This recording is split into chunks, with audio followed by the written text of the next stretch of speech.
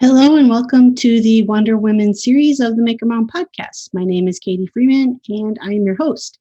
Every week I bring you interviews of two female or non-binary makers of all kinds, some of them parents, some of them not.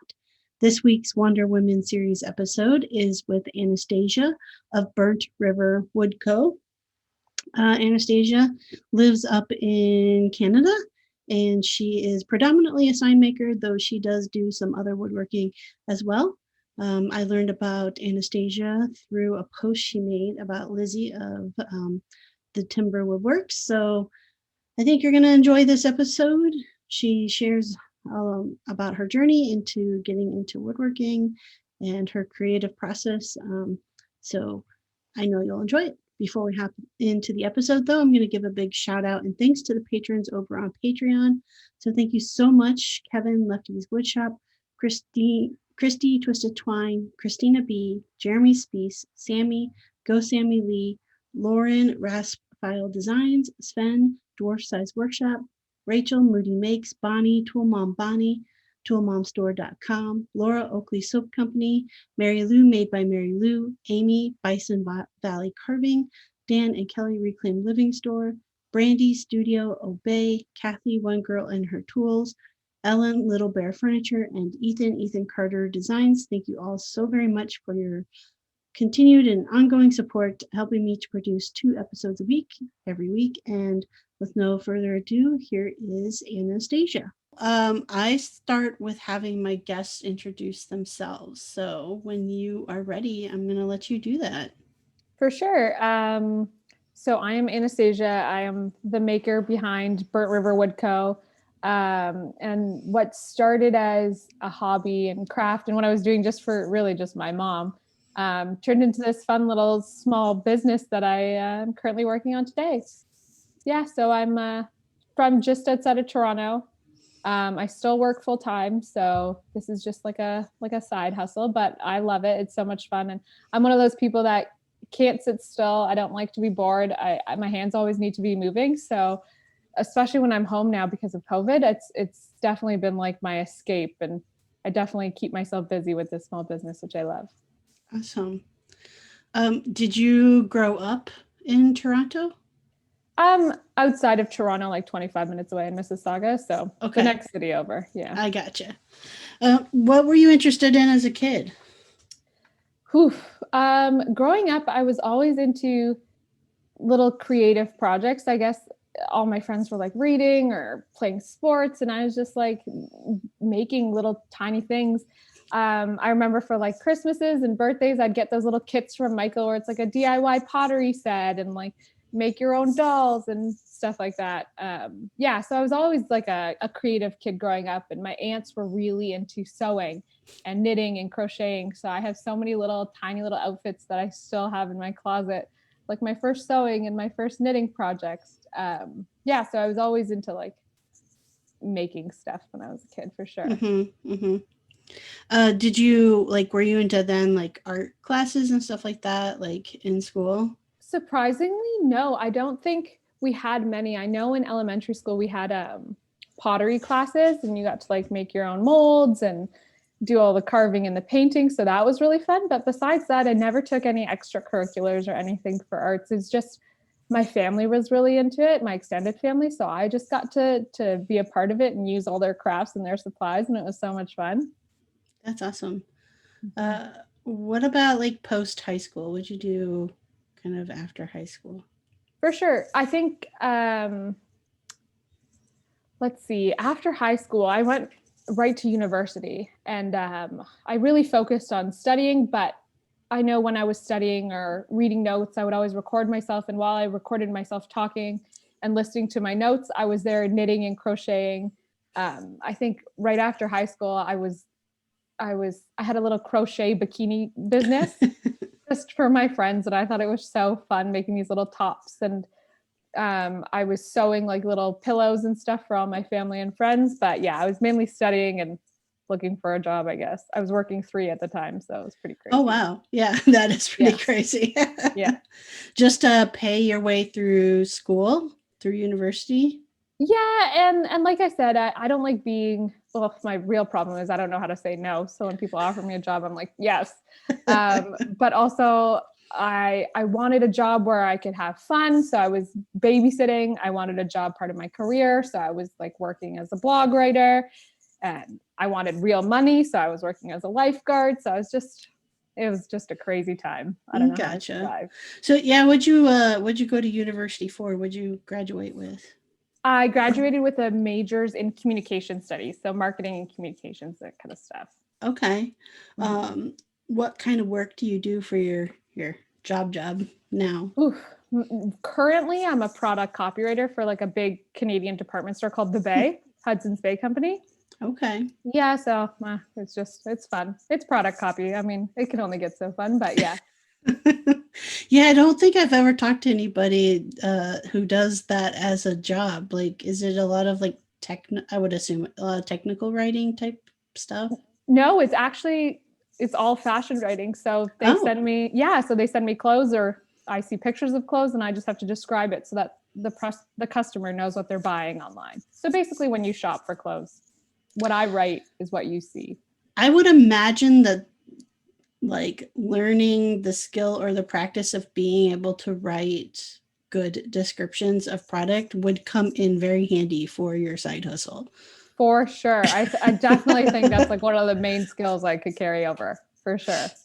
Because so I found you through, I think you made maybe a story post about talking with Lizzie of the House Yes. of Timber. That's Mhm. how I found you. And so, are you also a sign maker?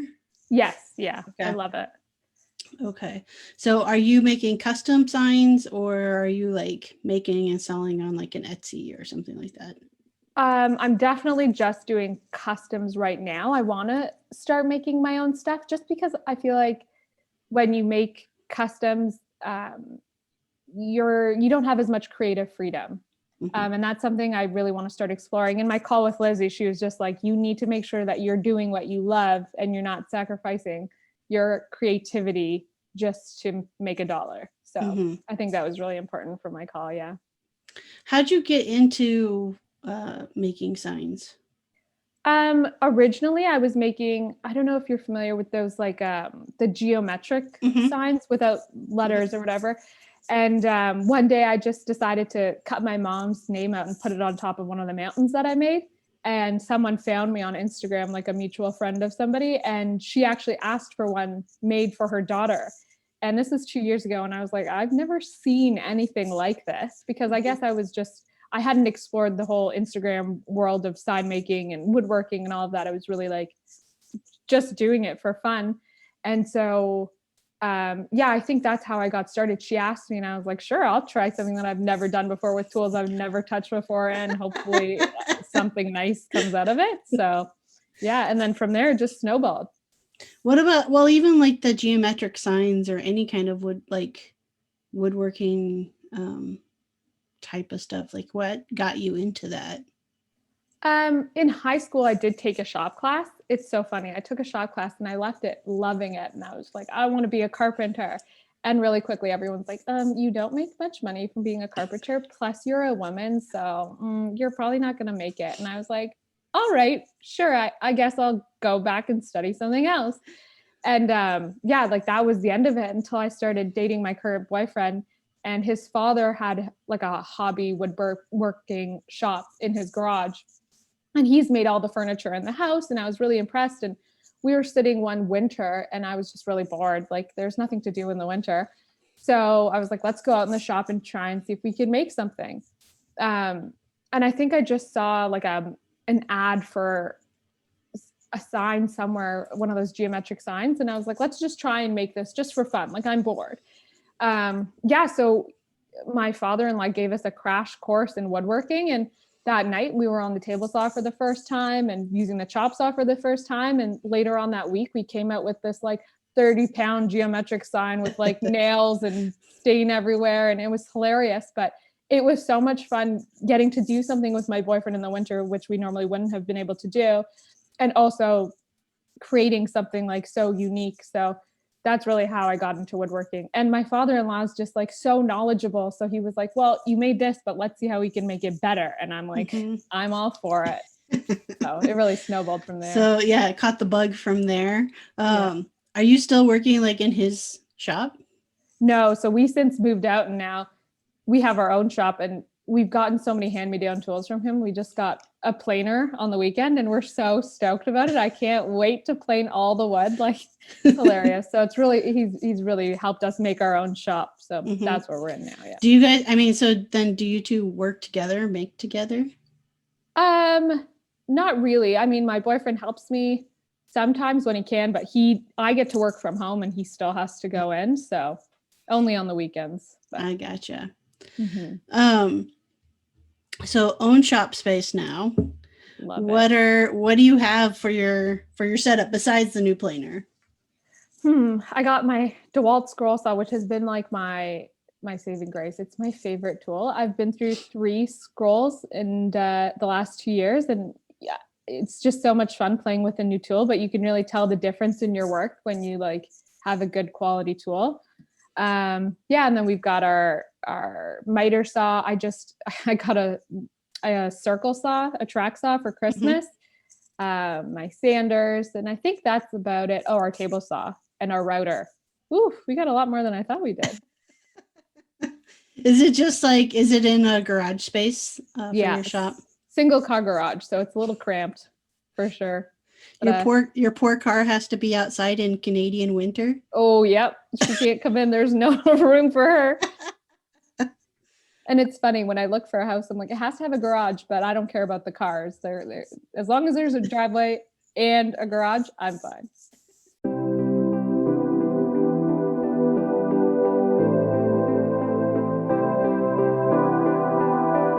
Hi, makers. Today's episode is brought to you by ToolMomStore.com. Tool Mom and Company is for all ages, genders. They have what you need for your one-stop tool-related merchandise of gifts and clothing. The products are fun, fashionable, one of a kind. In fact, I have 2 of the mugs. One has a circular saw with flames coming off of it and says "Go Girl." Another one has the definition of a tool chick. Both of them are super awesome, and I have coffee out of them almost every morning. So check out toolmomstore.com or find them on Instagram at toolmombonnie. You can receive an extra 20% off at checkout by using the code MAKERMOM.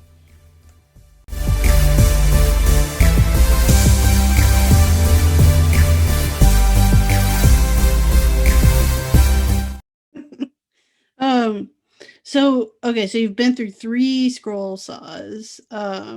What's been your experience in learning how to use the scroll saw? I mean, did your father-in-law have experience with that to be able to help you learn, or is it all self-taught? He had a little experience. It was the first scroll saw was his, so he definitely told me how. I had to go buy new blades, and I broke all of them within like a week. It's hilarious. But yeah, it's all been self-taught. I think as I got into scrolling in my first sign, I also like opened the world of Instagram signs, and it's so helpful that everyone like Lizzie has tips on how to scroll. And so there isn't as many YouTube videos as I thought there would be. So Instagram was great. And I kind of just learned from all their videos, which has been like so helpful and amazing. That's actually surprising that there's not a lot of YouTube videos, because I feel like signs are huge. I feel For like sure. So many people do, like there's a lot of people making their own signs, or like, or doing it as a side business. When did how did you tap into like the Instagram community? I think the Instagram, let's see. I started it just for fun because I had a Cricut machine and I was posting like little crafts I was making and signs I was making. But I think I made everything. I was making engraved cutting boards, wood burn cutting boards, and I started posting all of those. So I think a lot of my family and friends were buying those for Christmas. So I made my own Instagram page so my personal page didn't get bombarded with it. Mm-hmm.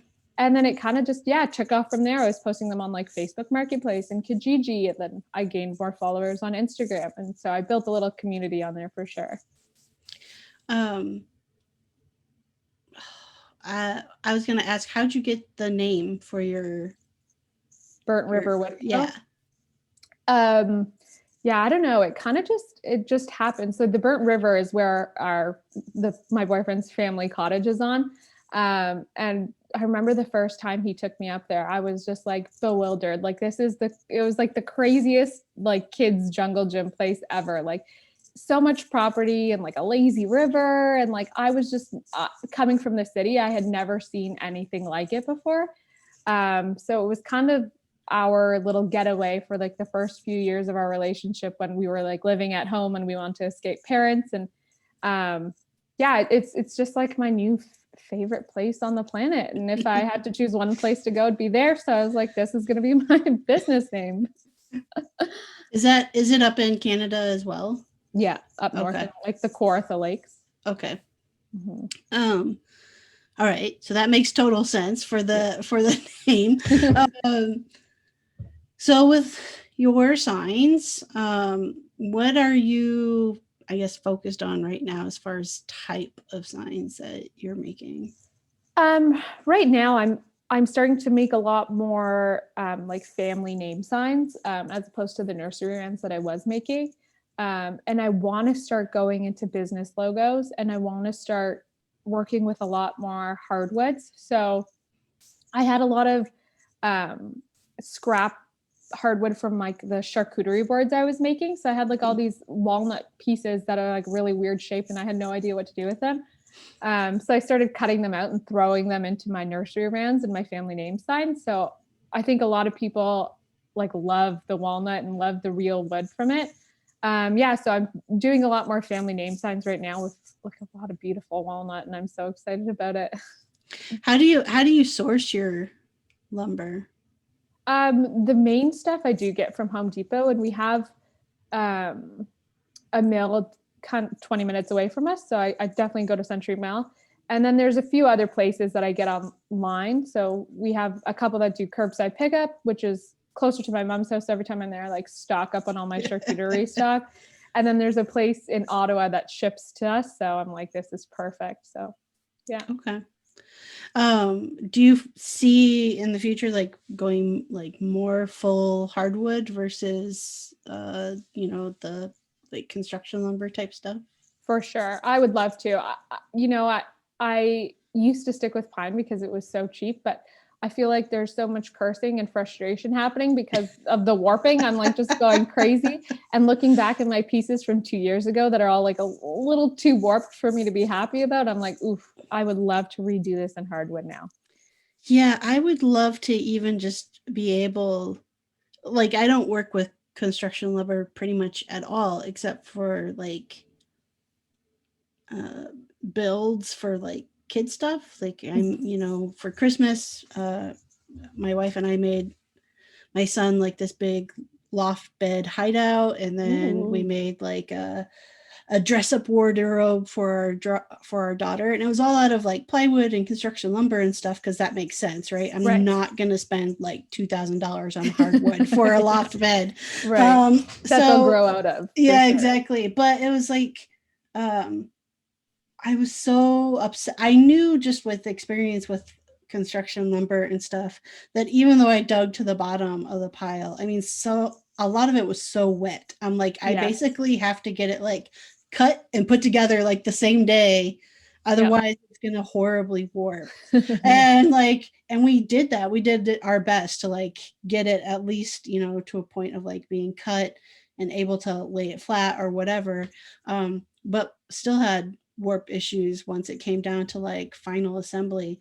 And it Mhm. just boggled my mind because I'm like, people build houses out of this. So like, how is this I I like know. So me and my boyfriend we're building our own cabin at the Burnt River where Mhm. our cottage is at. And so we were building this, and as we're building it, we had to get all this lumber shipped to us. And I'm picking through it, trying to put up these studs, and I'm like, this is so warped. Like, how can you use it? And they're Right. like, oh no, it's good enough for us. And I'm like, there is no way that I ever would have picked that piece of wood if you put me in front of the lumber store. I'm like, there's no way. I was shocked that people actually build houses, and like I can go onto a second story of a house with Right. this warped piece of lumber.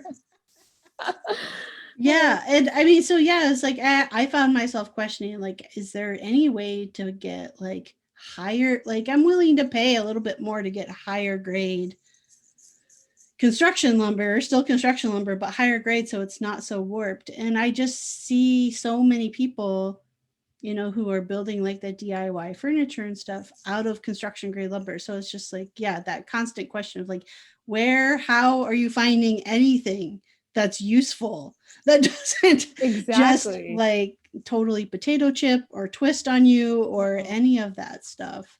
For Um, sure.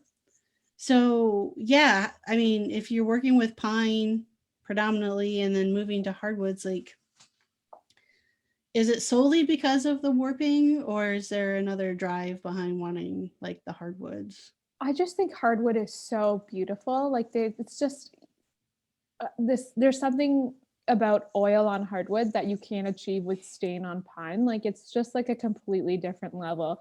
Yes, it's hard, but oh man, is it beautiful, like oh, it's gorgeous. How do you work with like pricing of your pieces? Like, I mean, I know I've seen just again from like social media, and Lizzie is a whole like big proponent of her signs pay me bitches, but For sure. it's like real, right? Like I don't think people understand, like especially scroll saw work is Right. really time Oh consuming. my gosh. So it's funny you asked that because up until 2021, I was not pricing my stuff adequately.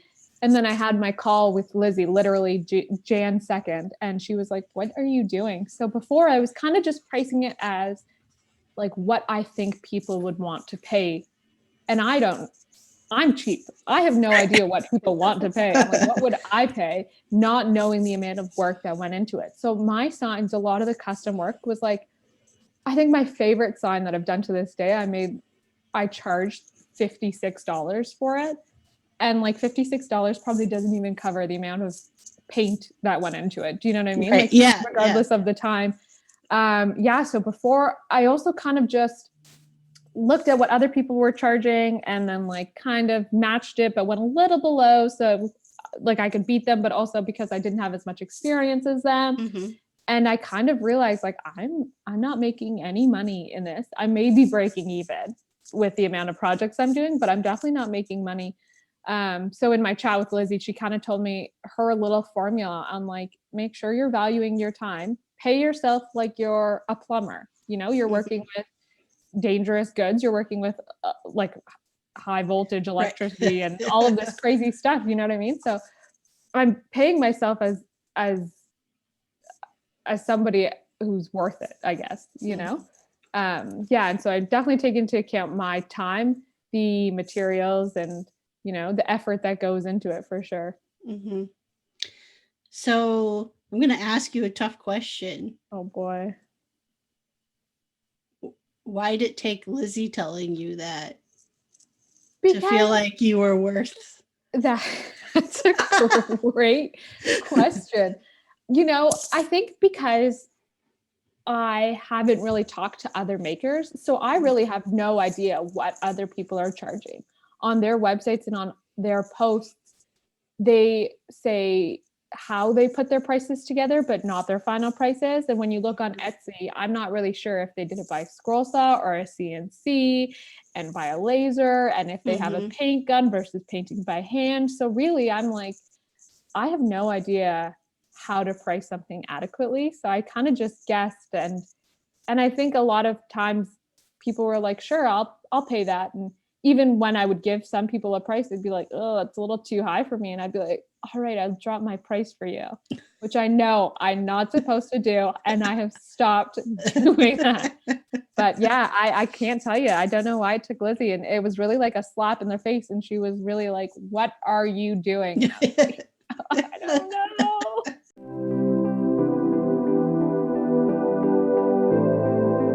Hey friends, I wanted to tell you about an awesome brand I discovered that you might love as well. Have you ever spent a ton of money on clothing that was supposed to be high performance, only for it to end up at the back of your closet because it just doesn't fit right? I personally hate when this happens. I get excited about a new pair of work boots and then I'm disappointed to find out they just weren't designed for me. Discovering Athena Outfitters was a game changer for me. Athena Outfitters is a quality workwear brand for hardworking women. All of their items are handpicked to meet the needs of women in the trades, not just sized down versions of items designed for men. They've got great workwear essentials like comfortable, soft, and safety toe boots, and options for my active lifestyle when I'm off the clock as well. Shopping with Athena Outfitters saves me time and energy because I always know I'm getting a high quality product that also looks and feels great. Next time you're looking for gear with grit, check out AthenaOutfitters.com. That is ATHENA Outfitters.com, and use special code at checkout MM15 to get a 15% discount because you listen to the Maker Mom podcast.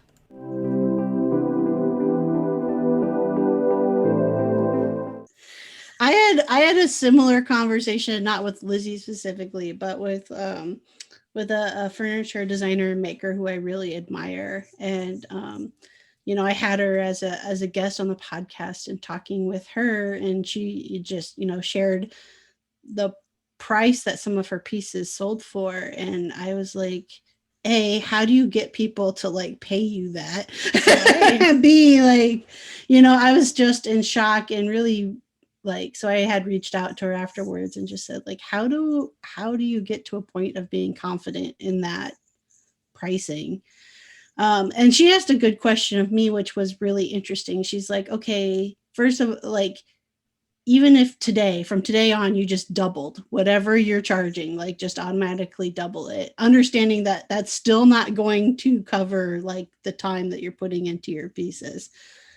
She's like, how would that make you feel? And I was like, I don't know if I can ask somebody, or then even like, she's like, okay, well, let's look at it a different way. Would you approach a piece any differently if you were selling it for $1,000 versus $100? I was like, maybe, Probably. Yeah. Probably. And so it was just like a way of like looking at it. But also to your point, I've struggled because it's like, I personally don't pay that much for pieces. Right. And so also wanting there to be like accessibility, I guess, for people who love my work but couldn't afford Exactly my prices, it always makes it hard too. Yeah. And I definitely don't want to be in a range where you love my stuff and you can't buy it because it's too expensive. Like that would break my heart. Like, oh, I just want you to have something. I want to make something for you, Right. Yeah. So I think that's a struggle. I would say there's probably a struggle for like a lot of artists or makers. Being that probably most of us don't come from like the top tier income wise and struggling with like, well, that's where I need to sell to in order to make make a living. Yeah. And like me working 3 jobs, like my money was so valuable. And I didn't really have like the designer clothes. I'm like, that's not worth me spending my money on. I would always spend it on food for some reason, but it never came to. So I never had like beautiful furniture and beautiful decor on my walls. So now I'm like, I want to make sure that people like me who wouldn't like necessarily put their money there can put their money there and can like make their home feel personalized and like it's their own space and not break bank, Mm-hmm. I think it's put me into a mindset of like, maybe I need to say, in order to give access to people who enjoy my aesthetic, but can't afford it in order for me to afford to continue to make this stuff, that I would redirect to, you might not be able to buy one of my pieces, but perhaps I could teach you to make something of your own. Yeah. So trying to like that, Mhm. that still gives a level of access then to that aesthetic without me having to like stay a starving artist in order for somebody else to For do that. sure. Yeah. I think I'm still trying to learn that balance. Yeah, absolutely. Um, so now that you've gotten the kind of smackdown from Lizzie about your pricing. Mm-hmm. And I got it. Going forward with like new pricing, what's been the response? You know what? It's been so good. So, because this is my first real full 12 months, my full year of doing it since COVID happened, I guess. Um, Christmas was like my crazy busy season. And I took 2 weeks off after Christmas because I'm like, I'm just going to chill out. Like, I have nothing lined up. So why not? I took a week off. I had a call with Lizzie and she talked about my prices. That night, I changed all my prices. In 2 days, I got overwhelmed with the amount of people wanting signs. And I was like, holy moly, told everyone new signs. And everyone was like, yes, okay, I'll put my order in. And I was shocked that people were willing to pay this price. So much so that I probably took on more than I should have. But I'm like, this is such a good place to be in.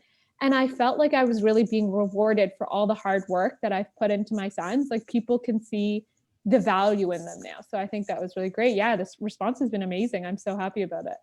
Yeah, I think there's something to be said that when you show value for yourself, others will follow, Yes, perhaps. exactly. Exactly.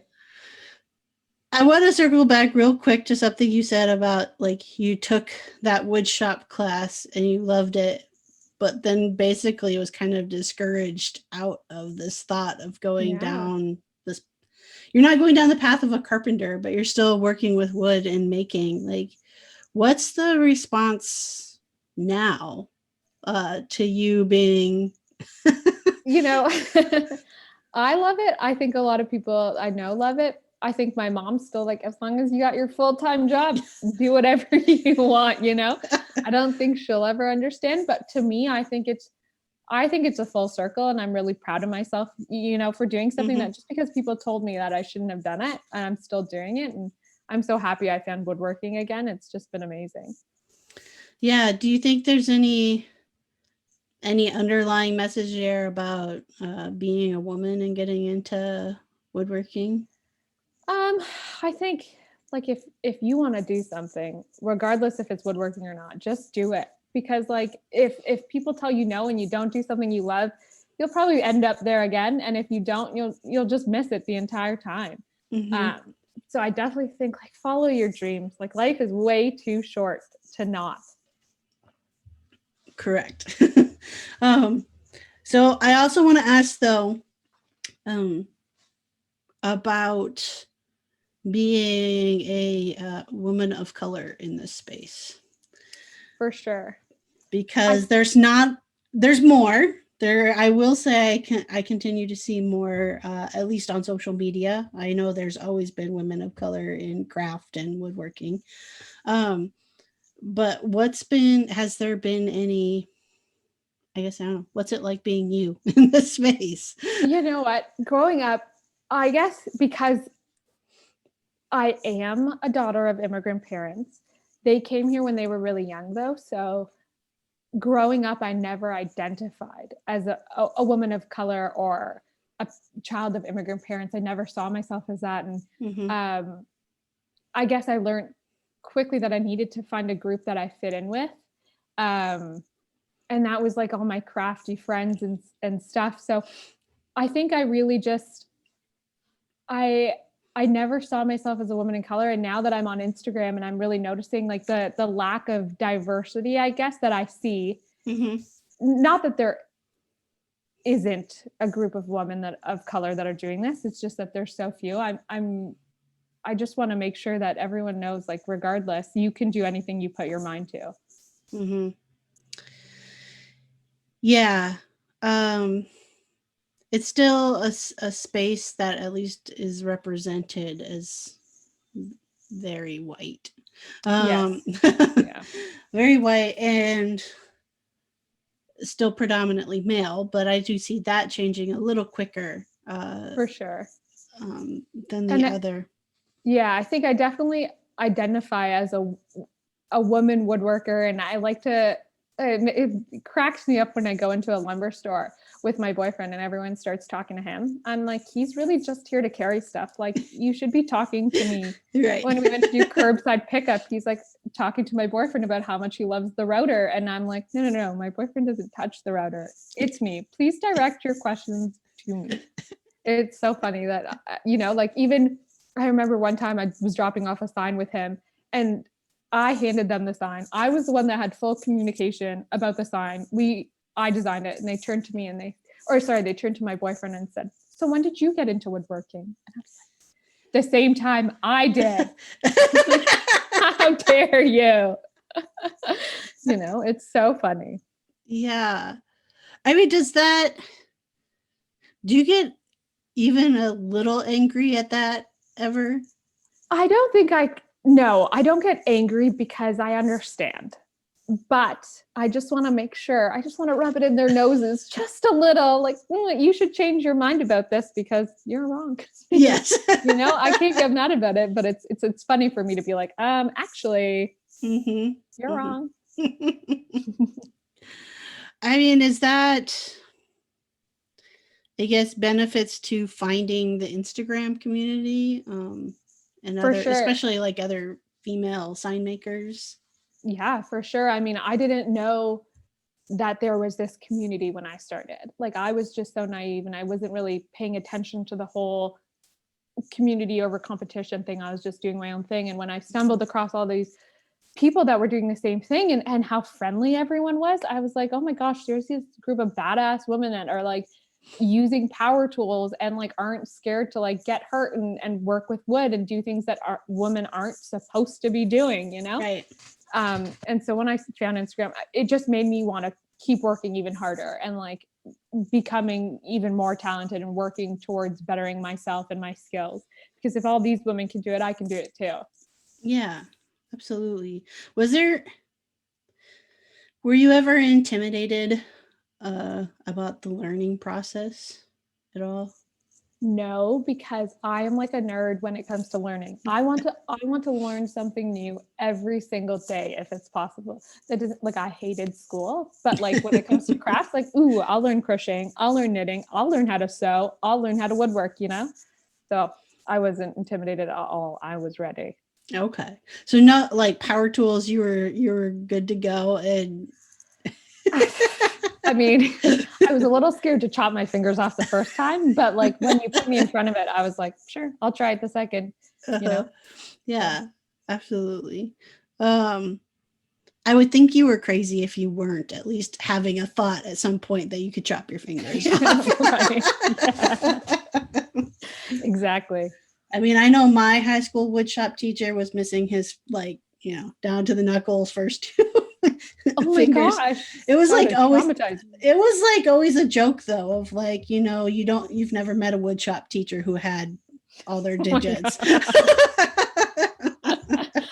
Oh, that's so funny. Which always made me go, and they're the ones that we want teaching kids how to Right. use power tools. Something doesn't line up there.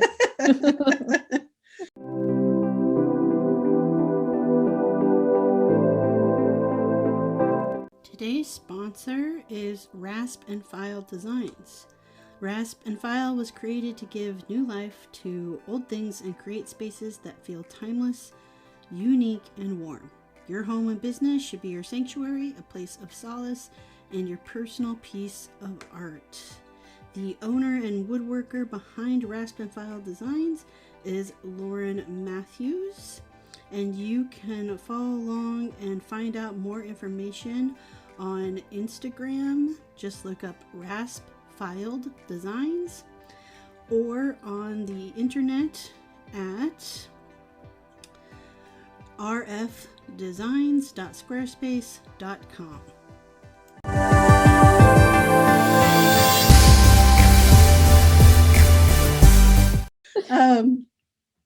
So I know you said you want to get into hardwoods. What else do you see yourself like pushing into or learning more about? Hmm.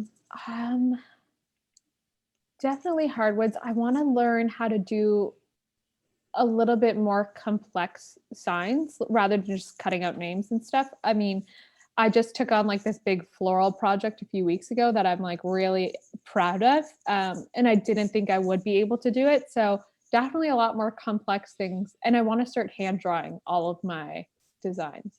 That's a Nice. challenge because I'm not a drawer. I'm not an artist. How do you design them now? Um, Really just I don't know, to be honest. I purchased a lot of images from like Creative Market and stuff.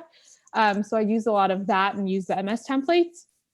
But then you can kind of see the same thing in multiple places.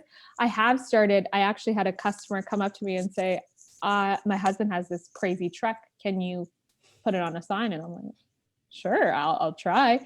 And I like downloaded an app that was similar to Procreate, and I like ended up tracing it, and that's how I started doing like these little vehicles. And so that's how I designed those signs, and it's so much fun because I'm like, bet you not a lot of people have cut out a 2006 Ski-Doo and put it together again. It was crazy, but it was so much fun. How many times do you have to like put the puzzle together, so to say, before you're actually like gluing it down? Let me see. How many times do I have to cut the puzzle until I get it right? So many. I think because I try and like glue it together and then paint it and then put it back together and it doesn't fit perfectly. So it takes a while, but then once it's all painted and I go for the final glue up, I feel like a real life mechanic. I'm like, this is the, shocks, and this is the fender, and here is the tire, and I'm like putting it together like I'm building a truck, and I'm like, I'm pretty much a mechanic. What can't I do? Are you sanding every piece too? Yep, by hand. And I think that's the worst part about it. Man, kills me every time. Cutting, I'm like, put me on a scroll saw for 8 hours a day, and I would be like the happiest camper. Make me sand for 8 hours a day, and I'm like in tears. So sad. Yeah. My nails are all filed down to like the edge. So you're doing it all just like with a piece of sandpaper by hand? Yep. See, those are the next tools you need to get. I know. You know what? I have a Dremel, but then I find that things just fly out of my hands and I lose all my pieces. So the bigger florals and stuff, Dremel, but everything else is by hand. I don't know how people can do it. I've talked to a couple that have like, they've got the like the spindle sanders, and then the stationary spindle sanders and dish sanders and stuff. So then you're holding the piece, and that's a little bit, but especially when you get into the smaller pieces, you probably have no option but to do it.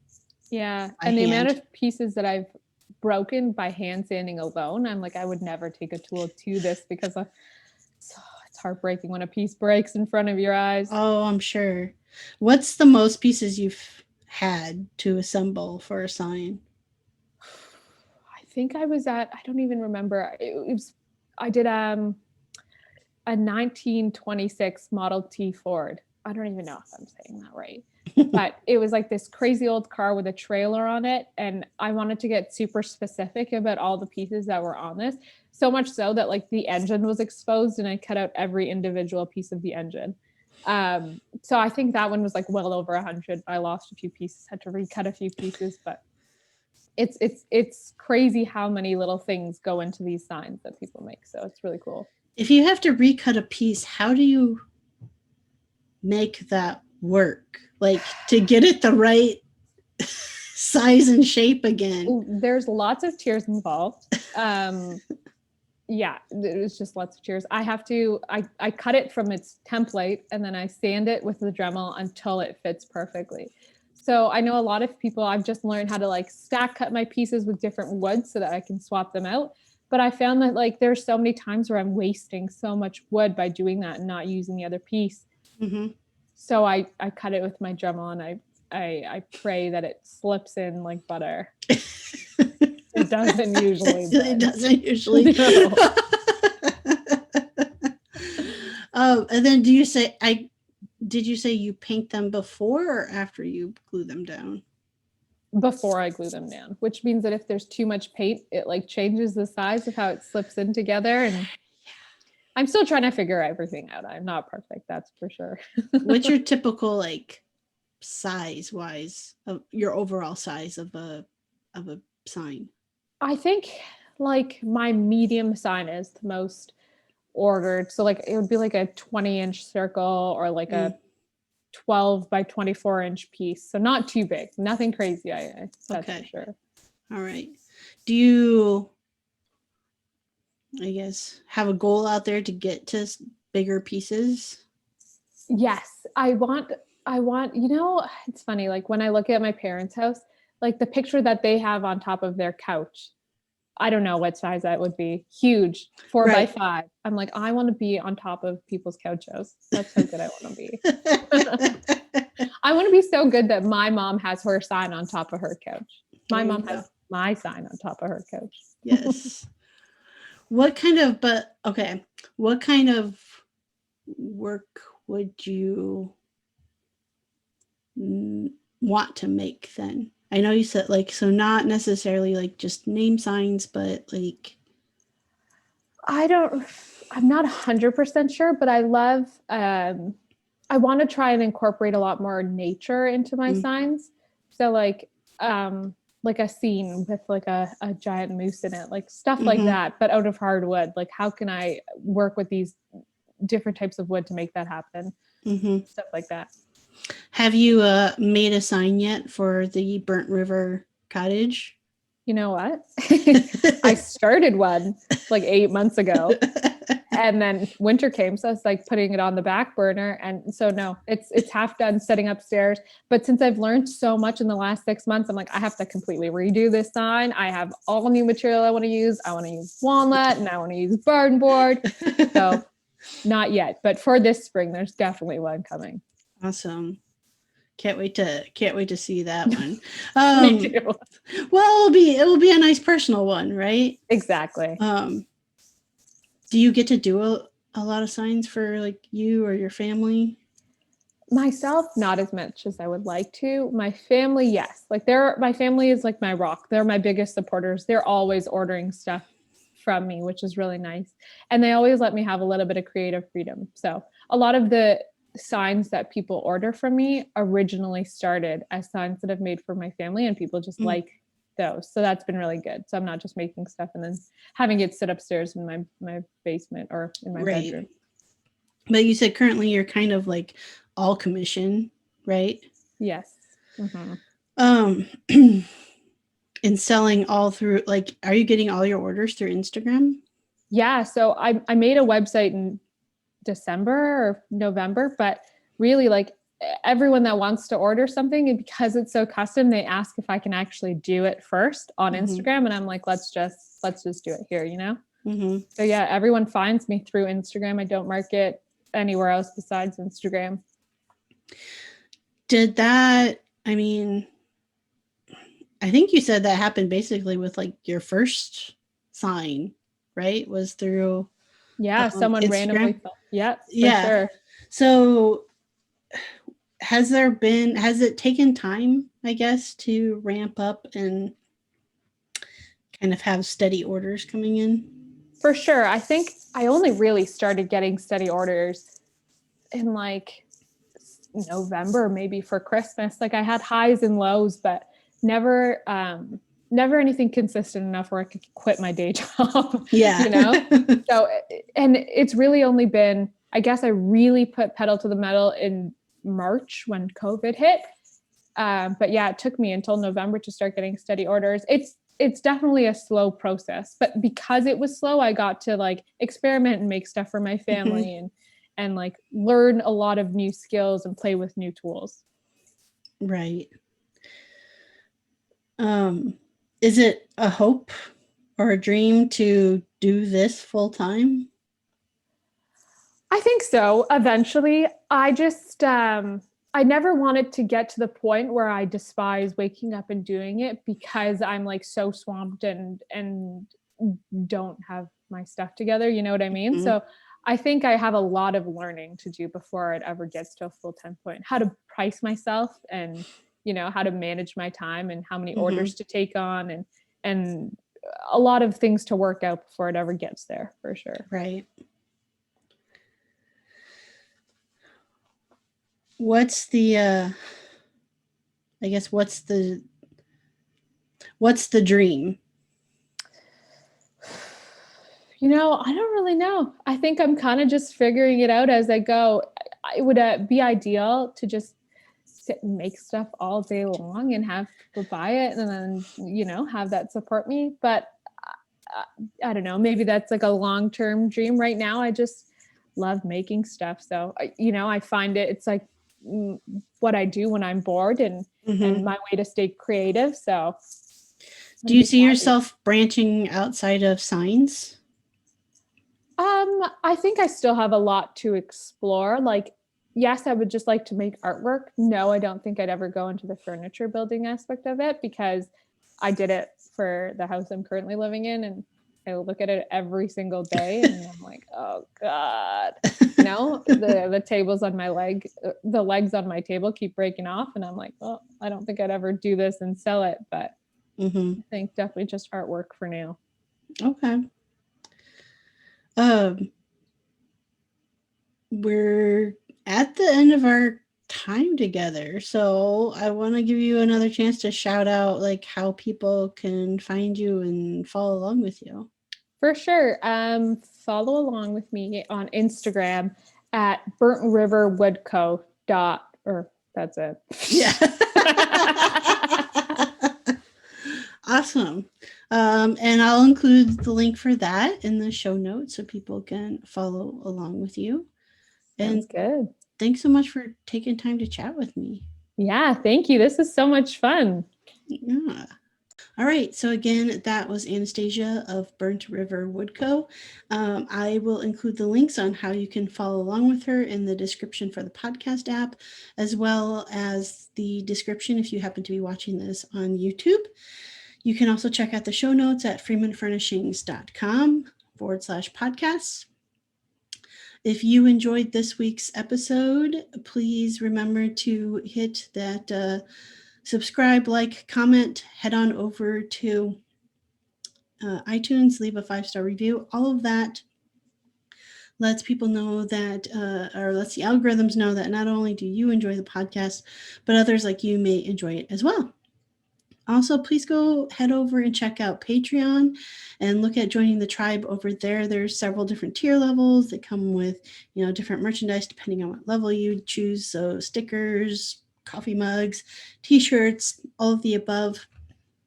And no matter what level you pick, you get access to any additional content, such as live interviews, hopping on the interview live. That just means that I send the Zoom link for an upcoming interview out to all the patrons, and they can hop on and listen while I interview, and then get a chance to ask that maker questions at the end. So kind of a neat little perk there for being a patron. So go check that out. And then there's always just merchandise too, like t-shirts and whatnot. So make sure you're following along with Maker Mom Podcast on Instagram. That's just at Maker Mom Podcast. Link in the bio has all kinds of goodies for you. All right. So when I am not making a podcast, you can find me designing and making furniture and home decor and doing power carving and crazy dance moves in the shop and all kinds of shenanigans at freemanfurnishings.com and at Freeman Furnishings across pretty much all the social media. So Instagram, TikTok, YouTube, Facebook, Pinterest, LinkedIn. I am active daily on Instagram and TikTok. So if you really want to see what I'm up to on a daily basis, those would be the places to find me at. And if you do, let me know that you found me through the podcast. I always love hearing about that. It's Wednesday, halfway through our week. I can't believe it is March already.